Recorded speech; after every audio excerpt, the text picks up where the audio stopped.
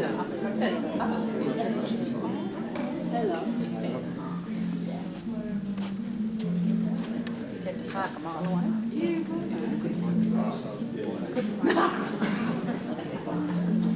put one in the boot, did you?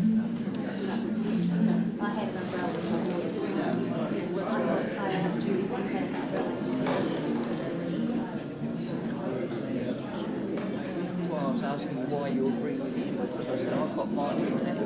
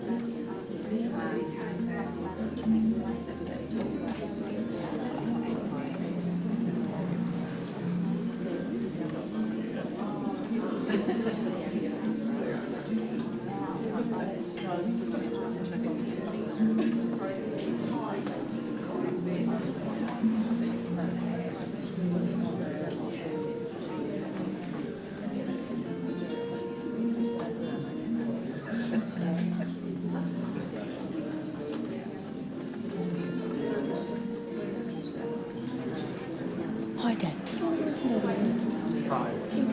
If you want, go and sit with Joe.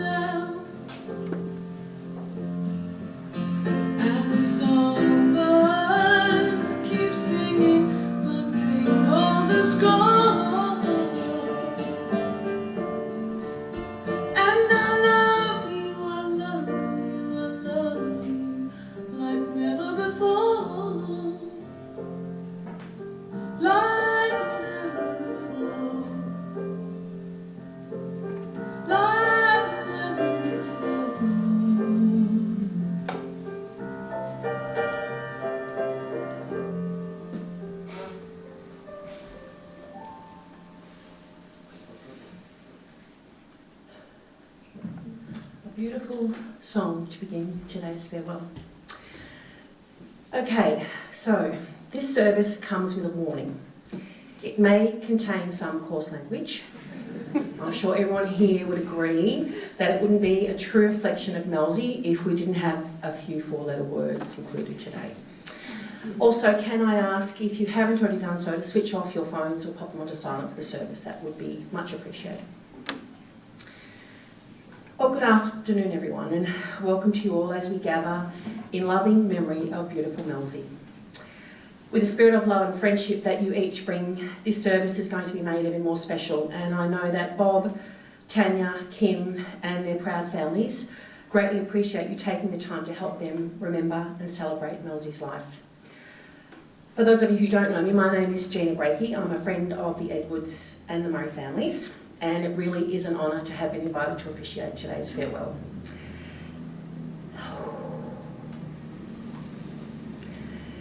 It is my hope.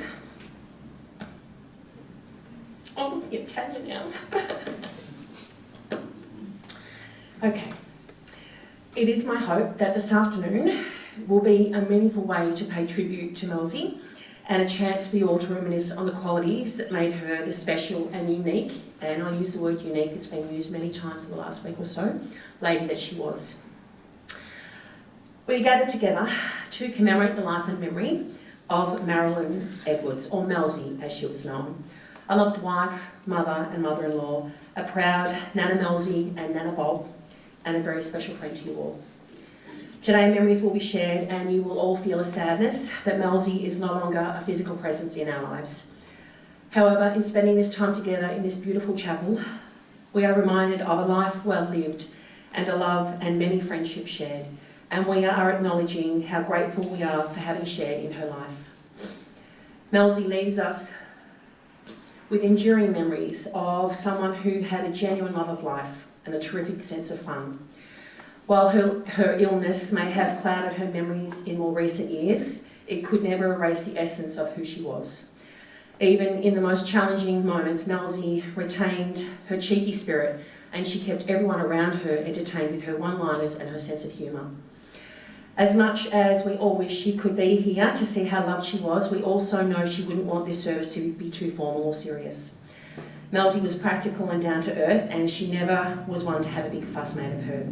We can only hope that she is looking over us today and she approves of this simple but beautiful farewell. So as we begin, I would like to acknowledge the people who were most special to Malsie.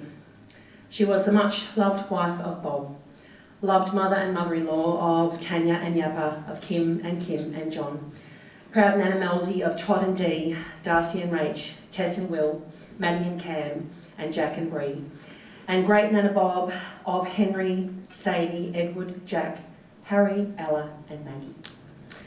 To Malsie's extended family and to everyone here today, you were an important part of her life, and I'm sure if she could, she would thank you all for the love and the friendships that have been shared. As you each take this time to remember Malsie in your own special way, may it be a warm reminder of how much she has meant to so many. Well, summing up a person like Malsie is a difficult thing to do, for no story or eulogy will ever truly capture her journey. No matter how well each of you have known Malsie, our words today will never truly do her justice. Each of you here have your own connection, whether it be through knowing Malsie and Bob, or through Tanya and Kim, or even the grandkids. No matter how Malsie came into your life, there's one thing we know for sure: she left a lasting impression. I knew Malsie, but only in more recent years, and Tanya and Kim have both said to me a number of times they wished I had known their mum in her heyday. She was so much fun, she gave cheek, she called a spade, and she was passionate about anything she took on. Malsie made friends wherever she went with her friendly and outgoing nature, and she was a lot of fun to have around. A good friend of the Edwards family sent a message that read, "Every time we think of Malsie, a smile comes to our face. She was one of a kind. There won't ever be another like her. So many good times shared. She left an indelible mark on our family and will always be remembered fondly," a sentiment shared by everyone here today. Well, it comes as no surprise that Malsie was loved. She was the life of the party, always front and centre and entertaining family and friends with her quick wit and her humour. She was also lovingly remembered as a loving and caring lady. A beautiful lady has been mentioned many times in the past 6 days, and she leaves behind a very proud family who want today to be a real celebration of her life. So here's just a little of what was remembered about Malsie. Marilyn, or Malsie as she was known, was born in Brisbane on the 31st of July 1944. Her mother, Margaret Reason, known as Nana Maggie to the family, was a single parent, and Malsie never knew her father. Malsie was just 2 when her mum Maggie met and married Albert Frederick Borland, known as Dada Fred. He took on the fatherly role that Malsie needed, and he was a very good influence in her life. Fred lived in West Gippsland and the family moved to Trafalgar. Malsie attended Maui High School, The family then moved to Bairnsdale, and it was here in her mid-teens that she met a young man named Bob Edwards. According to Bob, he told me last week, Fred had told Malsie, "Don't you dare go out with that milky son." So of course, what did she do? She went out with the milky son. Bob was 5 years older than Malsie. He had his driver's licence and was regularly seen hooning around town. Malsie had a rebellious streak, and even though Fred warned her, she and Bob began dating. A footnote to that is that Bob is a terrific man, and Fred had no reason to worry. Bob and Malsie were married in 1962 at the Bairnsdale Presbyterian Church. Tanya was also at the wedding. She was born in August that year. Married life began living in Slip Road, Painesville. Bob was working as a carpenter, and Kim was born in 1965, completing their family. The family then moved to Bairnsdale to take over Bob's family business, Bairnsdale Pure Milk Supply. Malsie was a stay-at-home mum, taking care of the girls and the household duties while Bob went to work. For many years, they were keen greyhound owners and trainers and had many successes and fun times with the Burke and the Fernley families. Bob and the girls have lots of very happy memories from those days. In 1979, a decision was made to move to Druin, and it would become their home for the next 43 years. I know Kim will share with us in a moment some memories she has of her mum during this period of her life. A few years after moving to Druin, Tanya and Kim left home to pursue their careers in nursing, of which Malsie was very proud. She was even happier when they married, as they were finally off her hands. Tanya married Yappa, Kim married John, and not surprisingly, Malsie wasn't your typical mother-in-law. She was fun. She kept Yappa and Barnsie on their toes with her quick wit, and she enjoyed a close relationship with them both. For many years, the Druin Football Club played a big part in Malsie's life. Thursday night dinners wouldn't be the same without Malsie in the kitchen cooking up a storm for the players, and it was here that she met her best friend Chris and her husband Steve. Malsie and Chris shared a very special and close friendship. They enjoyed many happy times together, and Chris and Steve became an important part of the Edwards family. I know Steve will share with us a little bit more about that in a moment. Bob had a fruit juice distribution business and continental bread and crumpet run from Beaconsfield to Bairnsdale. And he then went into furniture manufacturing. Malsie was by Bob's side, helping where she could, but it turns out she wasn't the best office assistant. In her younger days, she had worked at the water board here in Bairnsdale, where her ability to file left a lot to be desired, and it didn't improve with time. With Bob being on the road so much, speeding fines were not unusual. Tanya and Kim remember that if their dad ever asked Malsie where he might find his latest fine, Malsie would just stare blankly, and Bob would say, could it be under S for speeding, F for fine, C for copper, or P for pink fucking paper? Back in the day, speeding fines were always on pink fucking paper. I know that from personal experience. And Bob had his share over the years. For many years, Malsie kept very fit and active. She joined a few gyms, and one was the Fernwood Gym, which was next to Bob's business in Narre Warren. She made a lot of friends at the gym, and regular lunches and dinners kept Malsie busy. Bottom line is, going to the gym also kept Malsie from having to work, although she was always happy to help Bob when needed. Extremely house-proud and clean, there was never anything out of place at Malsie and Bob's home. Their home was immaculate, and having completed an interior design course, Malsie also had an eye for colour and style. Whenever she babysat for the girls, they remember coming home not only to a spotless home, but the furniture would be moved around and the house would be restyled. When she wasn't helping Bob or going to the gym, Malsie could be found in her garden. She absolutely loved her garden. She was an avid gardener, and she really loved being outdoors. A love of the garden didn't pass on to her girls, however. Neither of them have green thumbs. Tanya mentioned the time Malsie laughed her head off at her attempt at gardening at their house in Druin. A trip to Bunnings to purchase a few pencil pines was Tanya's idea of gardening. Malsie was horrified. I'm sure everyone here in the front row here would remember that Malsie was a magnificent cook, and her puddings were the best. Whenever she had the grandkids for dinner, she would ask what they wanted on the menu. Todd, Darcy and Tess would always request self-sourcing chocolate pudding, and for Maddie and Jack, it was their nan's sticky date pudding. This is the perfect segue, of course, into the next phase of Malsie's life, and this was becoming a grandmother. Nana Malsie quickly became her very favourite title. Malsie absolutely loved spending time with her grandkids, and being with the family and at all the special occasions were some of the happiest times in her life. Malsie knew how lucky she was to have them all in her life. She especially loved her 5 grandchildren, and they appreciated her sense of fun and love of life. Tanya's kids remember when they were young, Nana Malsie would let them drive down at the morass, and she would take them fishing with Nana Maggie in tow, shitting herself that they would all arrive in one piece, especially when Darcy drove. Your mum added that bit, I didn't, Darcy. Many of the grandkids' friends also loved Malsie, and during the past week there have been a number of messages that have put a smile on Bob, Tanya and Kim's faces, and here's where the warning comes into play. Still hands down the funniest fucker we all met as kids. I will never forget her cheeky humour and how she made everyone laugh. Nana Malsie gave us all a good fucking laugh, and she was the wildest fucking Nana I've ever known.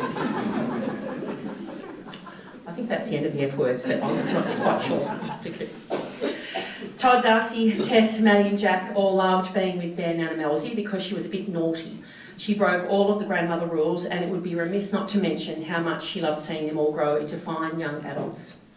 In the past 8 years, the family have celebrated 5 family weddings. Darcy married Rach, Todd married Dee, Maddie married Cam, Tess married Will, and Jack just recently married Bree.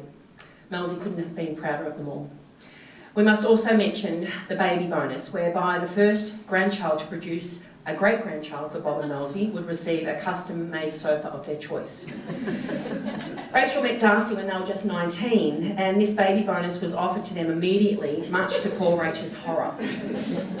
They had the last laugh, however, when Jack was born, and they received a beautiful handmade sofa.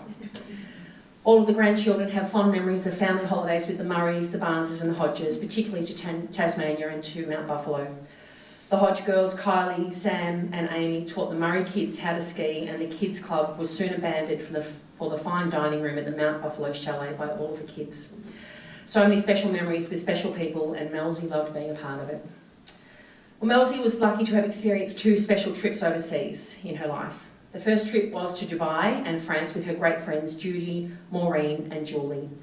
They stayed in a small village. They'd cycle into town and buy supplies and return home to cook and have a laugh. They got to know the locals, and 4 ladies travelling and staying on their own was certainly talk of the village. Judy reflected on this trip and mentioned how pleased she was that Malsie had the opportunity to travel. She was the one who made them double over in laughter, and they all had such a fun time together. Judy also mentioned the laughs didn't stop there. On their Emirates flight home, they all noticed a man who resembled the Hollywood movie star Omar Sharif. They drank the plane dry of Drambuie, and he found them all very amusing. And the more that they drank, the more he resembled Omar Sharif. The second trip was to France, Spain and Croatia with Julie, Maureen and Vicky, and just as much fun was had. Judy Bibby and her husband Vin are wonderful friends of Bob and Malsie, and the 4 of them shared many happy times together.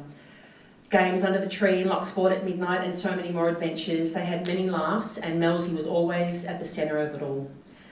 Judy finished her phone call with the girls on Saturday by saying that the Malsie we knew and loved left us a while ago, and she was pleased for Malsie that she is no longer suffering, of which I'm sure everyone here would agree. Well, COVID changed all of our lives, and for Bob and Malsie it was the catalyst for them to make the decision to move here to East Gippsland. Tanya and Yappa live here with their family. Kim moved here in 2021 to be with her partner Kim, of whom Malsie loved. Great-grandchildren began to arrive, and it made sense to be closer to their family. Malsie's 7th great-grandchild, little Maggie Joy, was born just 2.5 weeks ago. Unfortunately, Malsie never got to meet Maggie, but we know that she would have loved her like she loved Jack, Henry, Harry, Sadie, Ella and Eddie. Well, it was around 3 years ago that Malsie was diagnosed with Alzheimer's, and the support of family, especially Nurse Tanya and Nurse Kim, became so important. Malsie and Bob settled into their lovely home in Eastwood, and life revolved around seeing the family and spending time together. Bob was by Malsie's side every step of the way. He was unwavering in his support, and he did everything he could to make life as normal as possible. Malsie became a regular visitor at the Williams Parade Childcare Centre on Wednesdays, aka Tanya and Yappa's house, and there was always lots of activity and chaos with 6 great-grandchildren under 5. Bob would drop Malsie off for a few hours and Nana Bob would join in the fun. She would always have something cheeky to say, and she just loved seeing them all running around making lots of noise and lots of mess. Well, Bob certainly knew how lucky he was to have his girls and their families close by for support. Caring for a loved one with Alzheimer's is physically and emotionally draining, and Bob appreciated his family being there for both he and Malsie with meals and visits and just checking in. Last November, the decision was made for Malsie to move to care, which is never an easy decision, but one that had to be made. It was frustrating for Malsie, but she eventually settled and she was taken care of with respect, dignity and compassion by the staff at Sutherland Lodge. Bob, Tanya and Kim would especially like to thank the nursing staff who took care of Malsie. She was so well taken care of, and with Tanya and Kim's nursing background and knowledge, this helped make decisions that was the best care for their mum. A very big thank you to everyone at Sutherland Lodge for the care and support, and also to Dr. Bob.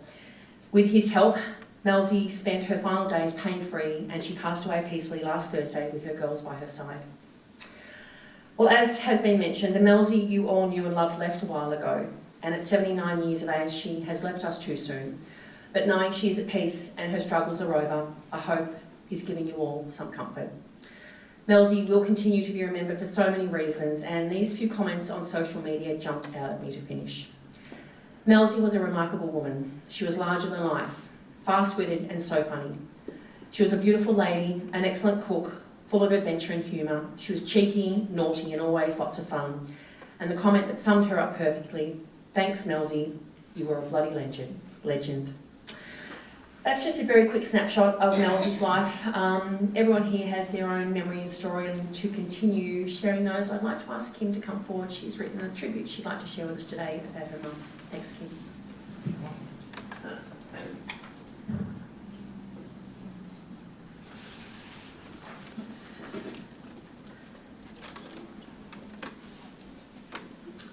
Mum was a beautiful mother, not very young, but most were back then. We were loved and cared for, always had full bellies, clean clothes, and the house was always immaculate. Growing up in Painesville was so much fun. Mum would take Tanya and I to Raymond Island for picnics and swimming. At the time, we had a beautiful golden Labrador Tivy, as well as a pet ram called Choppy, who would follow us wherever we went. I'm sure that poor old Choppy thought he was a dog too. We would have looked an absolute sight, Mum, Tan and me, the dog and the fully grown ram, all walking down the street to board the ferry to go to Raymond Island. Mum loved it because she just loved to see everyone's reactions. We moved into Bairnsdale in about 1970. As Gina mentioned, Dad took over the dairy and Mum helped as well. But there was always a hot meal on the table in the evening, and come to think of it, Dad usually got 3 cooked meals a day. Mum had some great friends, especially family friends we met through the greyhounds like Marnie Berg, Anne Fernley and Jill Hayes, just to name a few. In '79 we moved to Druin, and our first house was in Longwarry Road, Druin. Our neighbours were Bob and Hazel Cook on one side, Russell and Geraldine Webster on the other. Friday night cards at each other's houses became extremely popular, and the old Dorrie Evans over the road, Mrs Holt, was kept busy almost dislocating her neck watching us run from house to house in our pyjamas. Again, Mum loved it, the reactions. Dad had grown up on a farm near Halora, Poowong North, and soon old friendships were rekindled. Dad and Vin Bibby had gone to school together, and Vin and Jude were great friends to Mum and Dad, along with Maureen and John Layton and many others. Down the track, Mum and Dad, through Vin, I think it was, became involved with the Druin Footy and Netball Club. As Gina mentioned, it was here that they met other great friends, Chris and Steve Hodge. And Mum and Chris became great friends. They cooked the Thursday night meals, and once the meals were sampled, the numbers at the club on a Thursday night just imploded. From 40 meals to about 120 or so. And Mum and Chris and all their helpers like Naomi Lane and everyone else went on to cater for weddings, various events, with Chrissy's daughters helping as well.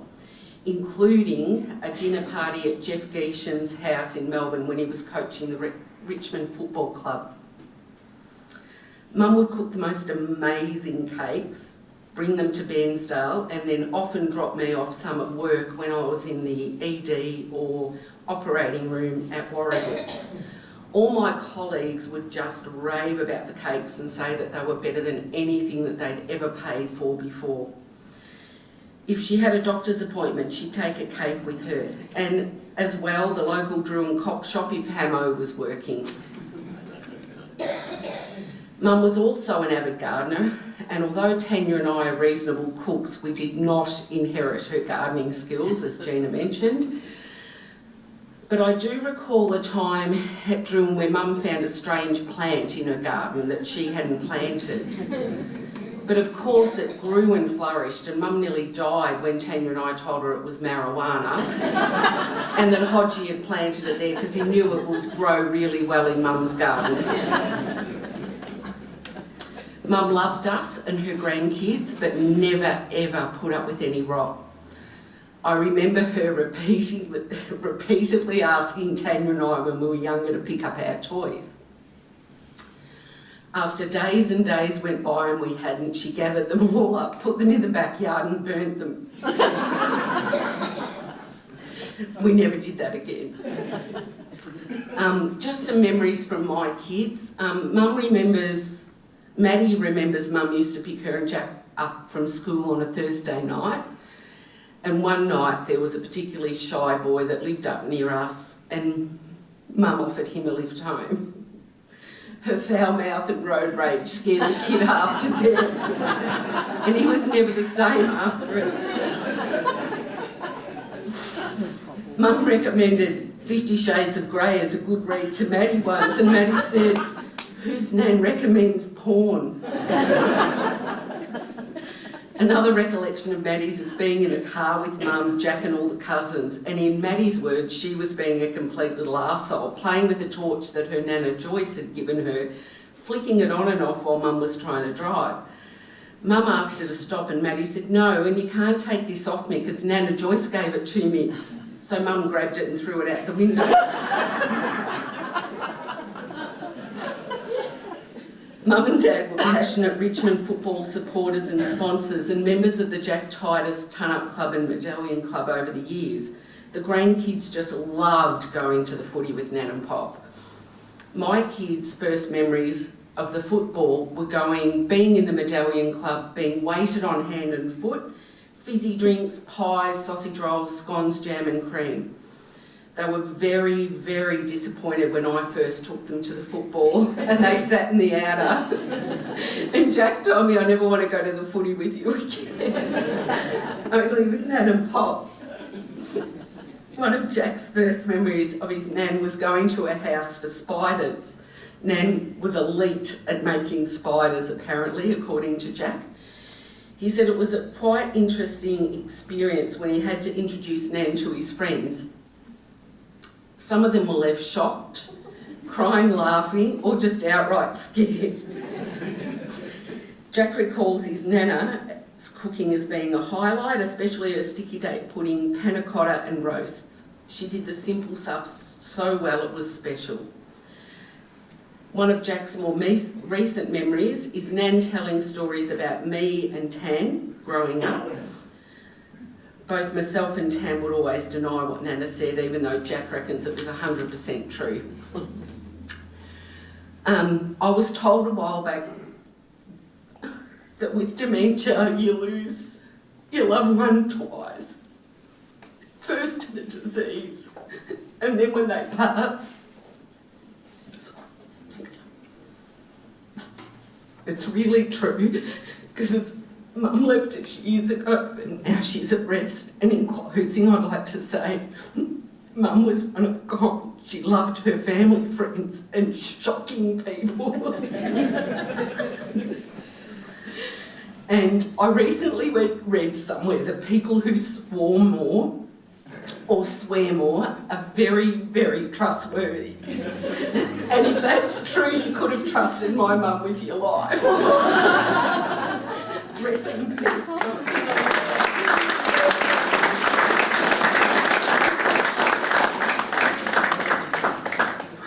Well done, Kim. They were beautiful memories, and it's always those last few lines that get you every time. But yeah. But you finished on a note that you would have loved, and the fact that she swears a lot. And yeah, that was awesome. Thank you so much. Hodgie, your turn. Where do you start and where do you finish? So Steve is married to Chris. Chris was Malsie's best friend, and Steve has lots to share. Oh, wow, what an active fellow, Kimmy. I'm breaking out the sweat. Well, most of it's been covered. But anyway, thanks Kim and Tan and Bob for giving me the privilege, the honour, to say a few words about Malsie in her heyday type thing. And big crowd, but out there in the movie world, there's people in Perth, there's people down in Hobart, a lot of people in Melbourne, all Malsie's people. She touched so many people, huge network of people. So good to have you all guys with us, even down in Hobart. Big hello to me family down there in Belrive. Love you, Mum. Yeah. But anyway, I can just about hear Malsie speaking to me. She's saying, up at the pearly gates there, the message from Malsie is, shut up, Hodgie. No, Oxhead. Shut up, Oxhead, and get on with it. So I hope I can do the great woman justice. That I first met Malsie while working on a house in Druin. Now, I was the coach of the Druin Footy Club, and I thought I'd had heard it all, had a pretty good knowledge of swear words and whatever, but by Jesus, when this Malsie Edwards teed off, it made a footy coach blush. But the Druin Footy Club in those days was very much a boys' club, and we wanted to change that into a family club where, wives and girlfriends and netballers feel comfortable in the social rooms. And we even instigated having meals after Thursday night training. But it never took off though, like we wanted it to. In fact, it was a bit of a fizzer. In fact, the cook, he just quit because we told him his meals were just shit. And everyone just told him. So we were in a bit of a quandary there, but Ben Bibby was the mayor of Druin. He was the mayor of Balboa Shire. He was the vice president of the footy club. And he said, look, what we'll do is we'll get Malsie Edwards to come up and cook the meals of a Thursday night. Judy will give her a hand and Mo Leighton. Well, you couldn't get, just 3 scallywags to start with. But as Kim said, it just went from here to there. And it got that big on a Thursday night. Bob had to build her, the footy club had to build her a whole new kitchen and new ovens and new everything so she could handle the size of it. But so they helped with Judy and Mo Leighton. The first night was a banquet and it just took off from there. But Malsie was the boss of that kitchen. Everyone wanted to help her, but she'd only have a select few in there. And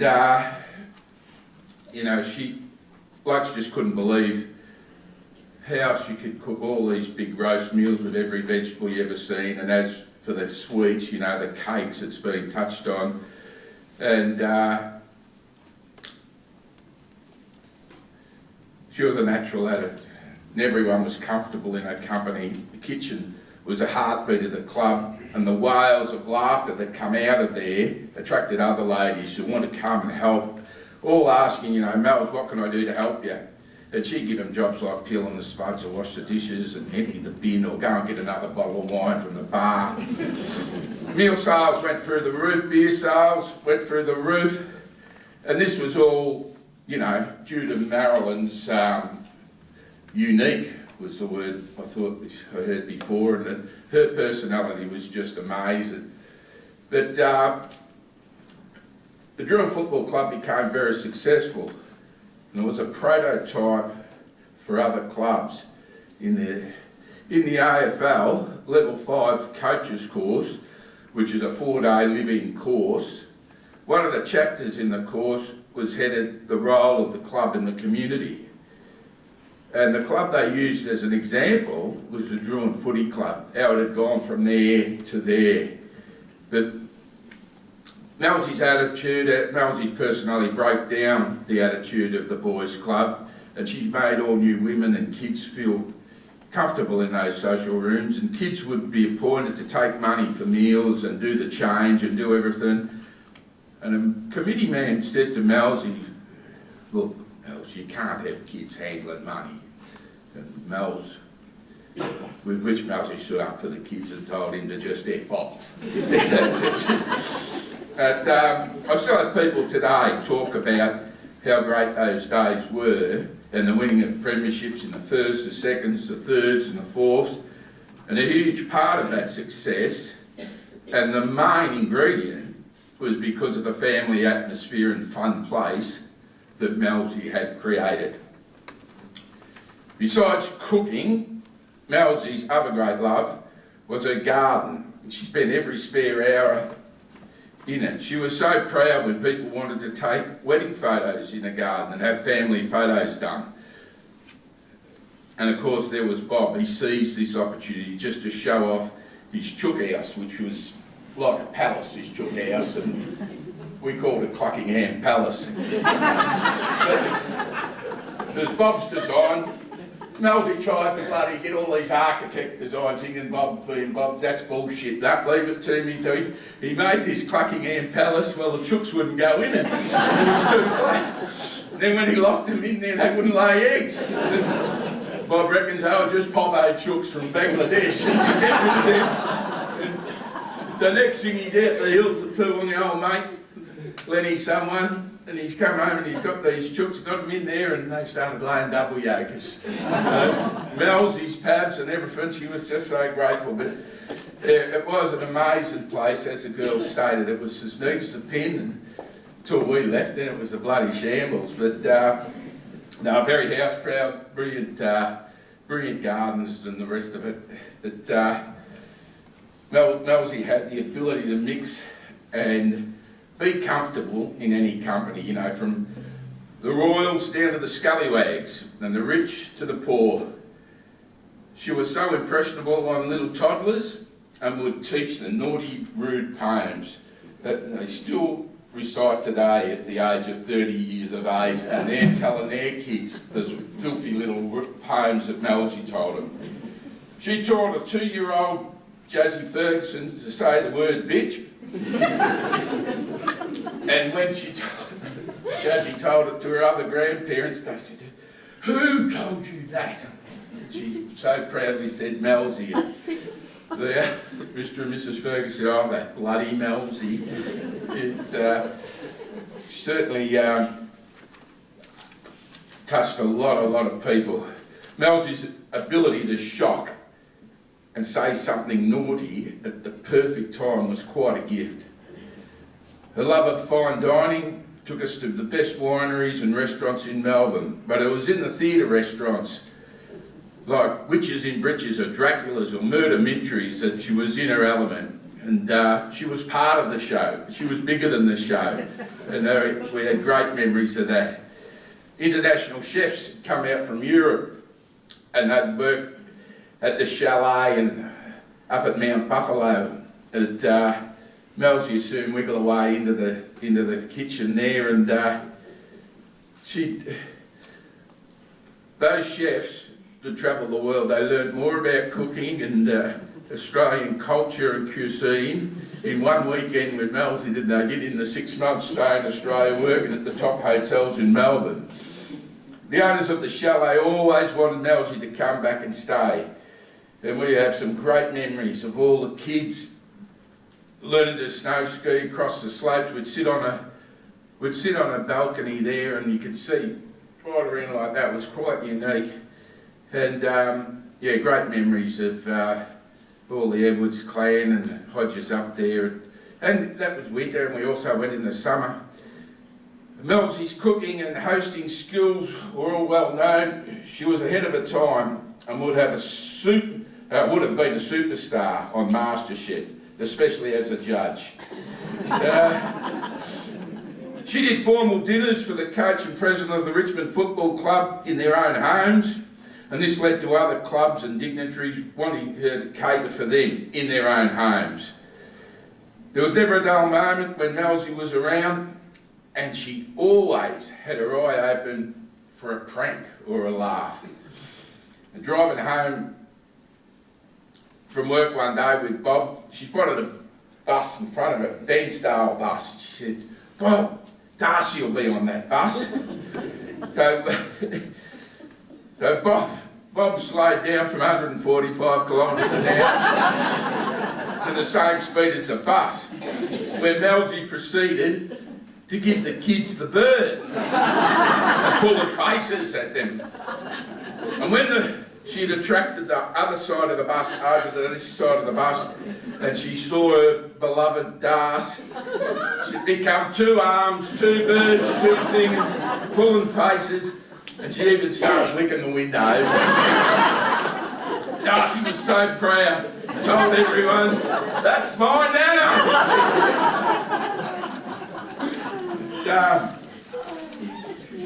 Malsie, two little helpers at those dinner parties were Chris and Joe, and a few others, and they were the best of buddies, to the point where Bob and Mels were like family. They were at all our big events, the Ferguson, the Hodges, the Pratts, the 21st, weddings, birthdays, you name it, Bob and Mels were there. Mels even had to give the thumbs up and a tick of approval to any of the boys who were courting the 10 or so girls that are in the family. She'd interrogate those blokes, and the poor bastards, if they didn't get the pass, they were that scared they'd take off. Right, we got rid of him.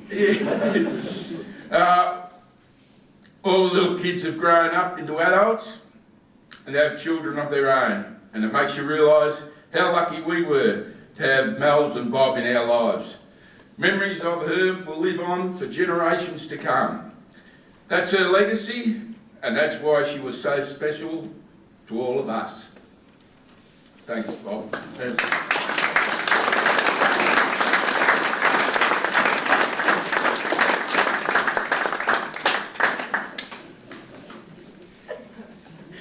Thanks, Steve. I think you achieved what you set out to do and keep things light-hearted. Melsie would have loved that. Bob's grinning away at the front with all those beautiful memories. Everyone, yeah, it was very... pretty tidy. Well, I hadn't known that, you could say it to you. I should have told you there was a warning that came in today. Is there anyone that would like to come forward and share a memory or a story? When we do conclude today, I know that Bob and Kim and Tanya invite you back to Tanya and Yava's house, 55 Williams Parade, or is that 3 Scott Street? Morgan. Oh, Morgan, sorry. Oh, no, go 3 Scott. 3 Morgan, you can talk about why they don't like that later. No, 55 Williams Parade, cup of tea, something colder, a little bit of wine for Malsie. And I know that if you are able to, Bob, Tanya and Kim would love it if you were able to join them back at 55 Williams Parade for sharing memories and stories. And a lovely way to continue reminiscing is through photos. Some great photos have been chosen to a couple of really beautiful songs. So please enjoy this photo presentation of Melsie's life.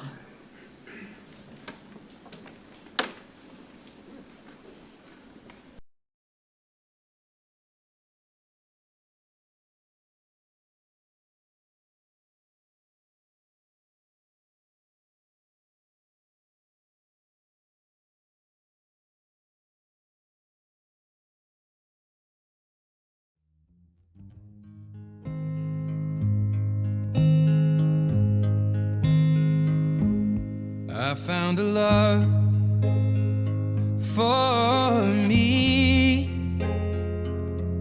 Well, darling, just dive right in and follow my lead. Well, I found a girl, beautiful and sweet.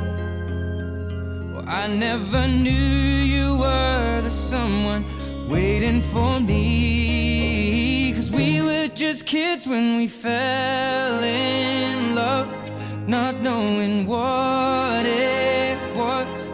I will not give you time. Well, darling, just kiss me slow. Your heart is all I own, and in your eyes you're holding mine. Baby, I'm dancing in the dark with you between my arms, barefoot on the grass, listening to our favorite song. When you said you looked a mess, I whispered underneath my breath, but you heard it. Darling, you look perfect tonight.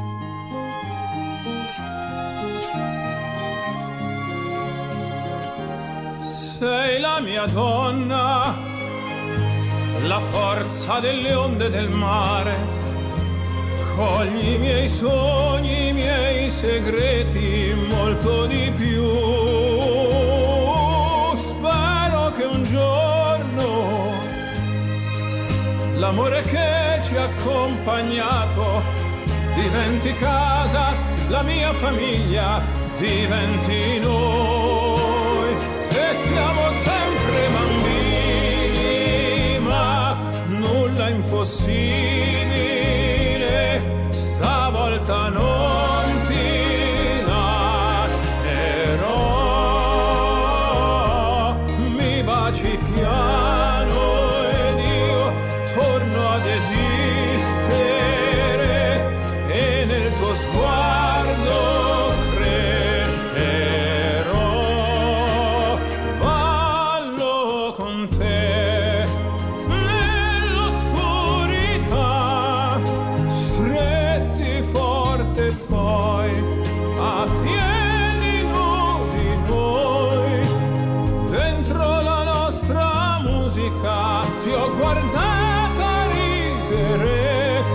sussurrando ho detto: tu stasera vedi sei perfetta per me.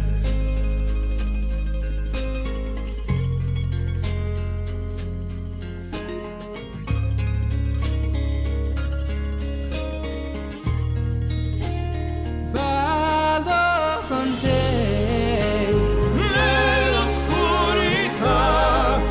stretti forte, poi a piedi nudi noi, dentro la nostra musica. ho creduto sempre in noi, perché sei un angelo e io t'ho aspettato quanto ti ho aspettato, perché tu stasera sei perfetta per me.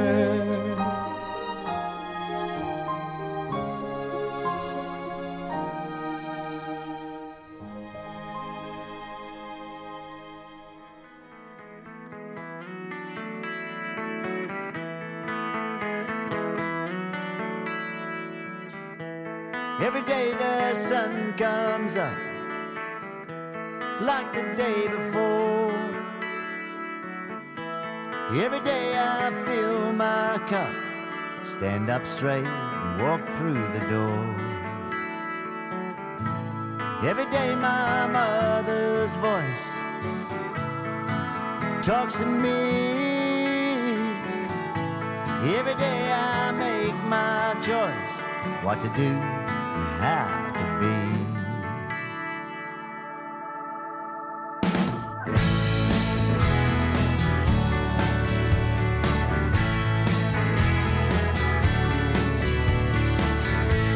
every day I build my life on her sacrifice, and every day I face my strife, but I know where to go for advice. Ooh,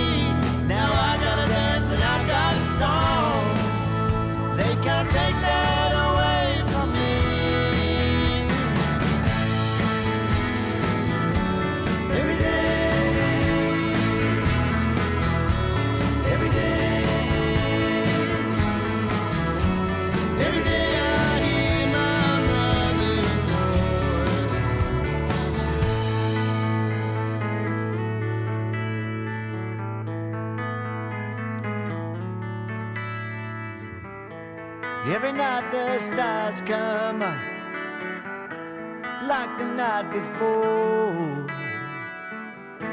And every night I drain my cup, lay me down and close the door.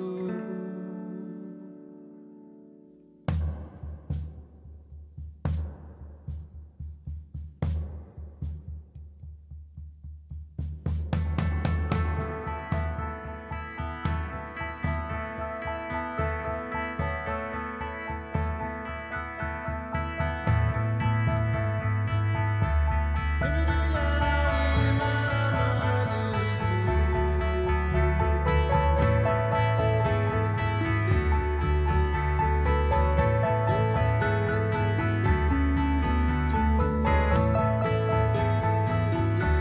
Every day I hear my mother's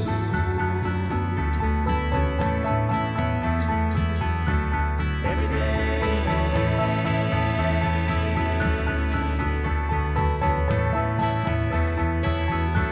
Every day I hear my Every day I hear my Every day I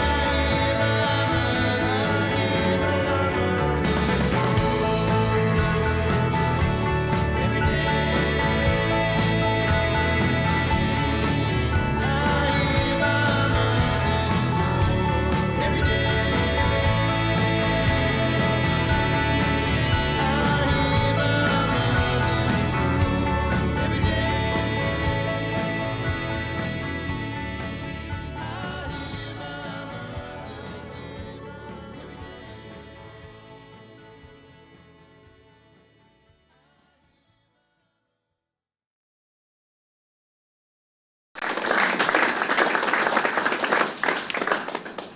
Some beautiful photos. Were they hanging shit on you, Tanya? Naughty of them, wasn't it? Today, we have given thanks for Malsie's life, and we have spent this special time reflecting on the impact her life has made. While we are united in our sadness at her passing, we are also warmed and comforted by our memories. As we bid farewell to Malsie, let us continue to remember her for the love, the laughter and the joy she brought into all of our lives. Her passing has certainly left a sense of sadness, but I hope it does give you all some comfort knowing how much happiness you have each given her and how much she appreciated and really did love you all. As some people journey through life, they leave footprints wherever they go, footprints of kindness and love, of inspiration and happiness. Even though Malsie has gone, we can still look back and clearly see the footprints she has left behind, and we will remember that her life was one of value and purpose, and it was filled with a whole lot of love and a whole lot of laughs. The beautiful verse on your card, Afterglow, I'd like to share that with you as we conclude. They are words I feel certain Malsie would want you all to remember her by. I'd like to leave the memory of me to be a happy one. I'd like to leave an afterglow of smiles when life is done. I'd like to leave an echo whispering softly down the ways of happy times and laughing times and bright and sunny days. I'd like the tears of those who grieve to dry before the sun, of happy memories that I leave when my life is done. Well, today has been a day full of fond and loving memories and will be remembered by you all for many reasons, but mainly I hope it will be remembered as a very special day in which you were able to pay your last respects and say a fond farewell to a lady whom you were all privileged to have known. Malsie, you are loved and you will be missed, and may you rest in eternal peace in the certain knowledge that our love goes with you. Thank you once again for being here today to celebrate this wonderful lady's life, and I hope many of you join us at Tanya's where we can continue these celebrations and stories and memories. Thank you.